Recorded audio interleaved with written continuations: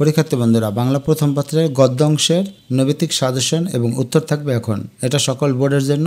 এরপর রেইনকোট লিখেছেন আখতারুজ্জামান ইলিয়াস। আখতারুজ্জামান ইলিয়াস রচিত উপন্যাসের সংখ্যা কয়টি? 2টি। চিলেকোঠার সেপাই গ্রন্থটির লেখক হচ্ছেন আখতারুজ্জামান ইলিয়াস। সব ভেস্তে দিল, এখানে কি ভেস্তে দেওয়ার কথা বলা হয়েছে? আরাম। নুরুল হুদার মেয়ের বয়স ছিল 2.5 বছর।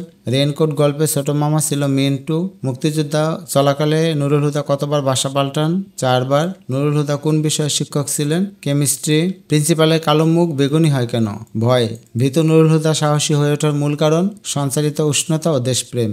রেইনকোট গল্পে রেইনকোট বহন করেছে মুক্তিযুদ্ধের চেতনা। নুরুল হুদার কাকে জড়িয়ে ধরে চুমু খেতে ইচ্ছে করেছে? পিয়নকে। রেইনকোট গল্পে রেইনকোটটির মাধ্যমে ব্যঞ্জনাময় প্রকাশ ঘটেছে উষ্ণতা, সাহস এবং দেশপ্রেম। প্রিন্সিপাল কেন সব শহীদ মিনার হটাতে বলেছেন? চেতনা বহন করতে বলে। রেইনকোটটি কার ছিল? মিন্টুর। চাবুকের বাড়ির দিকে নুরুল হুদার মনোযোগ দেওয়া হয় না কেন? মুক্তিযোদ্ধাদের সম্পর্কে গভীর ভাবনায়। নুরুল হুদার ছেলের বয়স ছিল 5 বছর। রেইনকোট গল্পে রেইনকোটটি কিসের প্রতীক? দেশপ্রেম এবং মুক্তিযুদ্ধের প্রতীক। উত্তর আছে 2 এবং 3। 5টা খানসেনা খতম কে বলেছিল? এটা হচ্ছে দোকানদার বলেছিল। নুরুল হুদার শরীরের চাবুকের বাড়ি কি বলে মনে হয়েছিল?